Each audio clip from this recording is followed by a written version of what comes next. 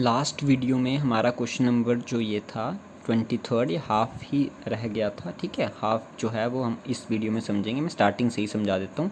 Question क्या था आपका? क्वेश्चन ये था कि tan 4x को आपको बताना था 4 tan x 1 minus tan square x divided by 1 minus 6 tan square x plus tan की पावर 4x।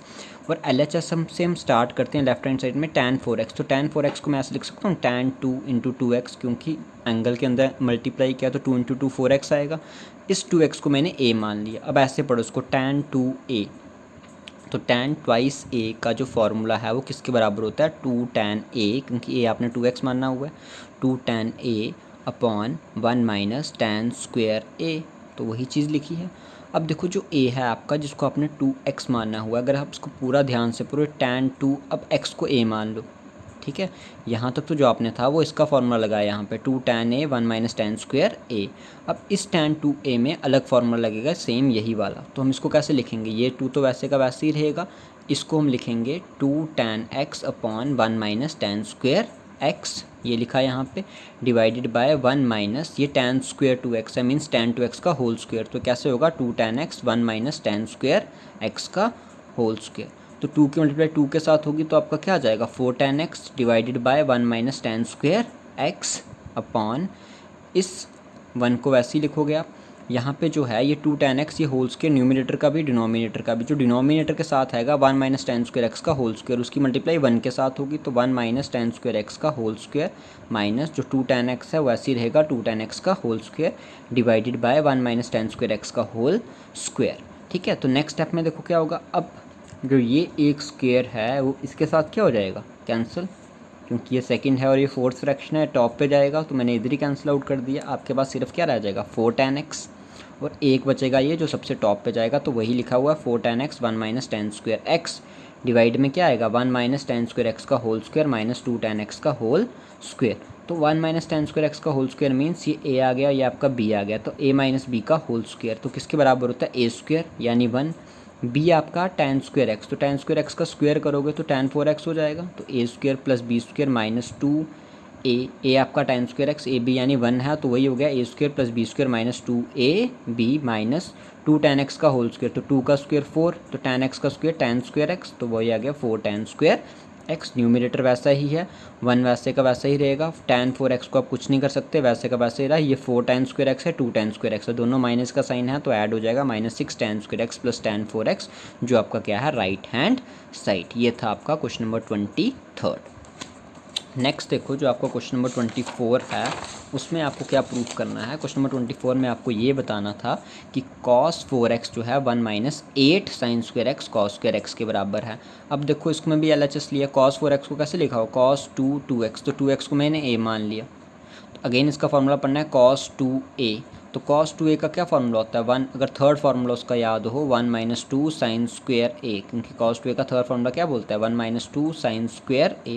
तो 1 माइनस 2 साइन स्क्वायर a आपका कितना है? 2x, तो यहाँ पे क्या आ जाएगा? 2x, 1 का 1 लिखा, माइनस का माइनस लिखा, 2 का 2 लिखा, साइन स्क्वायर 2x है, तो साइन स्क्वायर 2x को मैं कैसे लिख सकता हूँ? साइन स्क्वायर 2x को मैं ऐसे लिख सकता हूँ ना, साइन 2x का होल स्क्वायर, वही बनेगा। Sine 2x means sine twice A का फॉर्मूला लगाओ, किसके बराबर होता है? 2 साइन ए कॉस ए का होल स्क्वायर, तो वही लिखा है 2 साइन ए कॉस ए। तो 1 का 1 माइनस 2 का 2 होल स्क्वायर था, और मल्टीप्लाई में तो 2 का स्क्वायर 4 हो जाएगा, साइन स्क्वायर एक्स हो जाएगा कॉस स्क्वायर एक्स। 4 की मल्टीप्लाई 2 के साथ होगी तो आपका आंसर जाएगा 1 minus 8 sine square x into cos square x. तो ये आपका था क्वेश्चन नंबर 4। क्वेश्चन नंबर 25 क्या बोल रहा है? ये मोस्ट इंपॉर्टेंट क्वेश्चन हैं तीनों, खासकर ये वाला। cos 6x 32 cos की पावर 6x माइनस 48 cos की power 4x plus 18 cos square x minus 1। तो LHS cos, अब देखो यहाँ पे हमने 2x जो हमने ब्रेक किया वो किस तरह ब्रेक किया? 3 को cos थ्राइस इंटू 2, यानी इसको a मान लो, तो क्या बना? cos 3 इंटू 2x 6x बनेगा, तो मैंने a इसको मानना होगा। अब इसको ध्यान से पढ़ो, cos 3a।